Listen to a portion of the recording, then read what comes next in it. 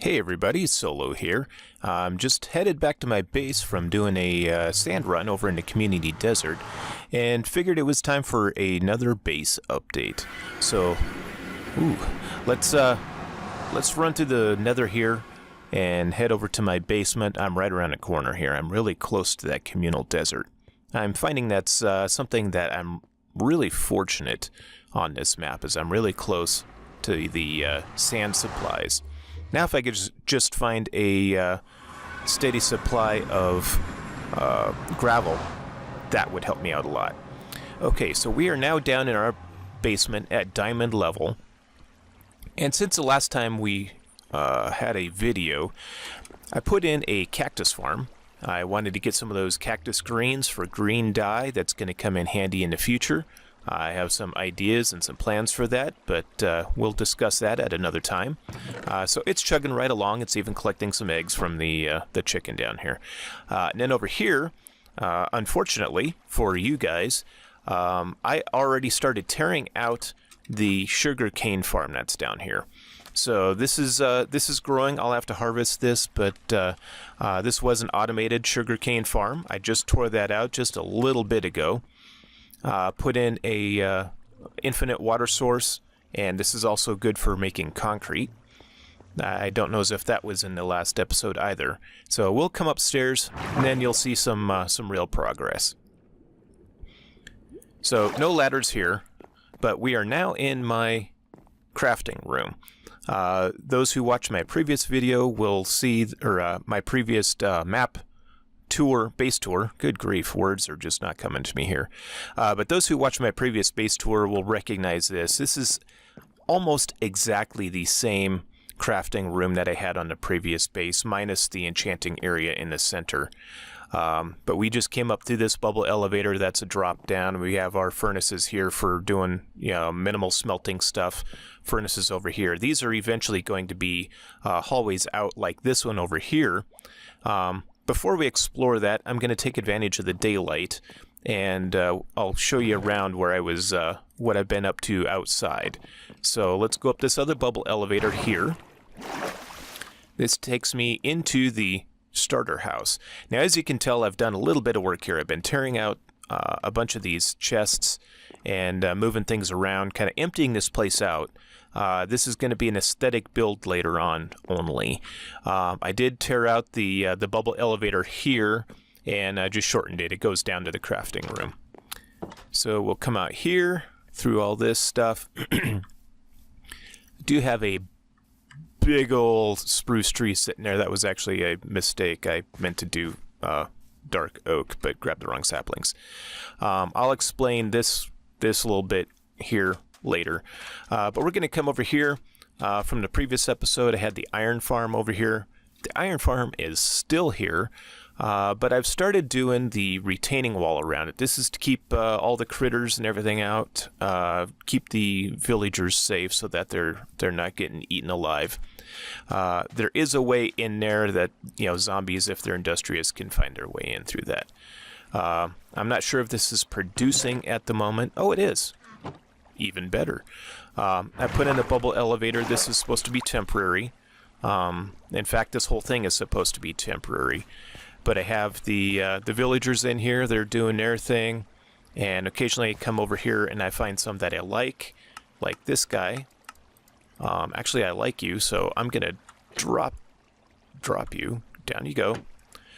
So he's now down into a drop chute in the basement. You can see him kind of hanging out there. So I'll go collect him later. But in the meantime, these guys can do their thing and reproduce a few more. I found I was taking too many villagers out all at once, and it was causing the iron farm to not produce. So I'm having to be a little bit more judicious about the number of villagers that I pull out of there. So we're going to head now back the way we came and to the other side of the island. Now, my thought with the big old white circular retaining wall there is that I'm going to do domes. Domes are going to be my thing this map. Sort of kind of like map 6. I had circles all over the place. I don't think I'm going to go to quite that level, but I will definitely do some domes. So I'm going to do a dome over this, kind of a the thought is this is the original homestead, and you want to protect it, so we're going to put the kind of the biodome containment area. I'll probably do some bone meal over here, pick up some of these flowers, make it look pretty inside. It's either that or I'm going to go full on wheat. I don't know which. But over here I have a second iron farm. This one is under development, so it's a work in progress. I'm just now getting ready to bring the other villagers up into that villager pouch. So it's non-functional at this point. Looks like it's a little dark there. Non-functional, but we will be getting it going. And now, back the way we came. So you're kind of seeing the extent of my island. There is a little bit more beyond that second iron farm. I'm going to do a little bit of terraforming on that side, and we'll see what it turns out to be. But it's not overly huge. It's just right. Okay, so we're back in here, back in the base. Dropping down into the crafting room. Now we're going to head down this hallway. And yeah, the ladders are for chumps. So bubble elevators and drop chutes everywhere. Now we are in the new villager trading hall.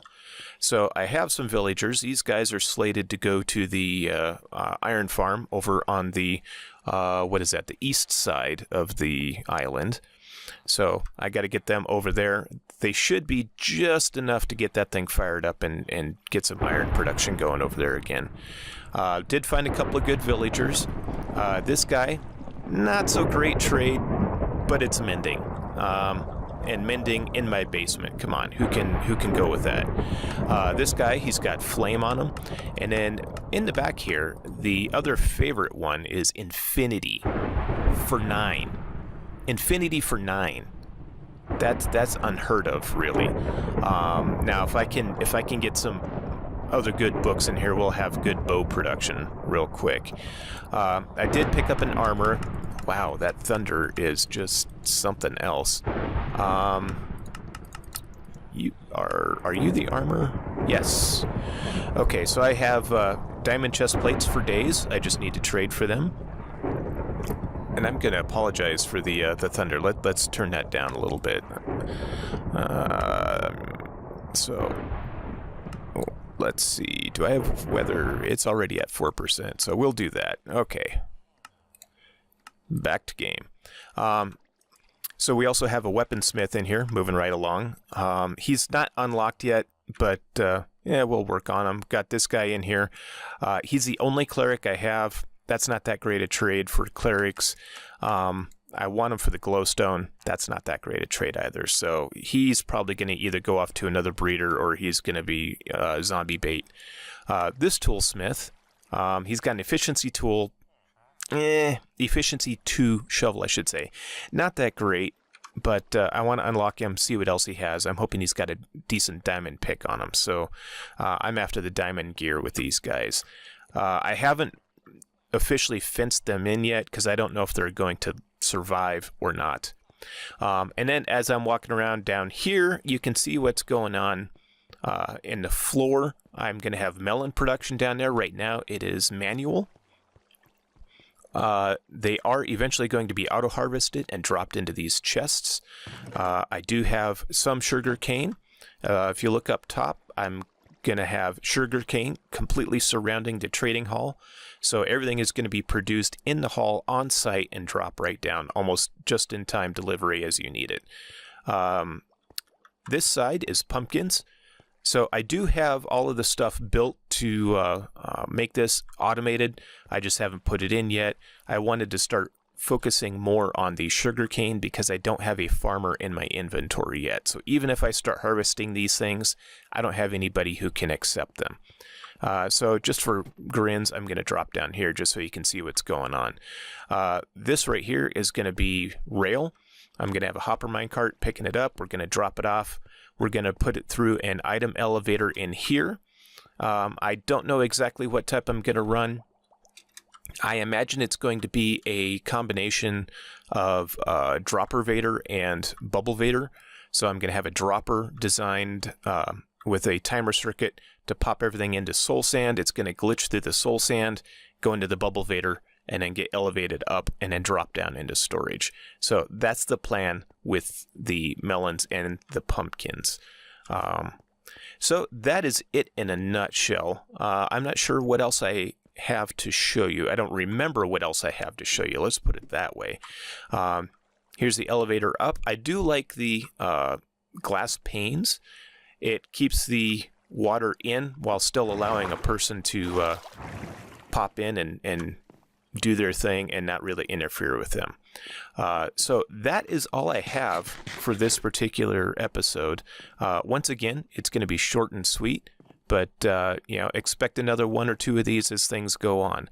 The whole YouTube thing is new to me, so any comments that you would like to give me, I am wide open. Until next time, thank you, and I will catch you in the next episode.